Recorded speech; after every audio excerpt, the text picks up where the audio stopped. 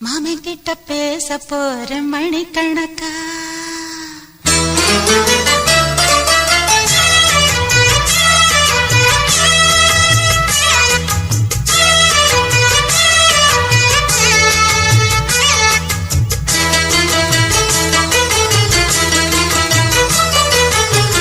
தூதுவளையல அரைச்சு தொண்டையில தான் நனைச்சு மாமன் கிட்ட பேச போற மணிக்கணக்கா தூண்டாமணி விளக்க தூண்டி விட்டு எரிய வச்சு உன் முகத்தை பார்க்க போற